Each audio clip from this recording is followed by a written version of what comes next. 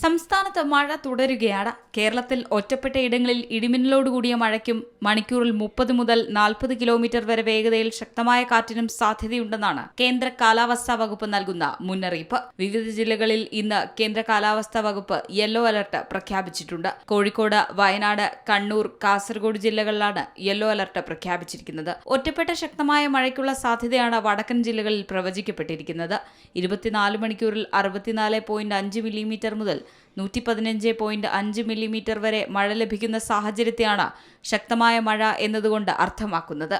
ഉരുൾപൊട്ടൽ, മലവെള്ളപ്പാച്ചിൽ, മണ്ണിടിച്ചിൽ തുടങ്ങിയ പ്രതിഭാസങ്ങൾക്ക് സാധ്യതയുള്ള മേഖലകളിൽ താമസിക്കുന്നവർ അധികൃതരുടെ നിർദ്ദേശാനുസരണം സുരക്ഷിതമായ ഇടങ്ങളിലേക്ക് മാറി താമസിക്കണമെന്നും നിർദ്ദേശം നൽകിയിട്ടുണ്ട്. നദീതീരങ്ങൾ, അണക്കെട്ടുകളുടെ താഴ്വാരങ്ങൾ എന്നിവിടങ്ങളിൽ താമസിക്കുന്നവരും അപകട സാധ്യത മുൻകൂട്ടി കണ്ടു മാറേണ്ടതുണ്ട്. ഇത്തരം മേഖലകളിലുള്ളവർ അധികൃതരുടെ മുന്നറിയിപ്പുകൾ കൃത്യമായി പിന്തുടരാൻ ശ്രദ്ധിക്കണമെന്നും നിർദ്ദേശമുണ്ട്. നാളെ മുതൽ സംസ്ഥാനത്ത് മഴ കുറഞ്ഞേക്കുമെന്നാണ് പ്രവചനം. അടുത്ത 5 ദിവസത്തേക്ക് മഴ മുന്നറിയിപ്പൊന്നും നൽകിയിട്ടില്ല.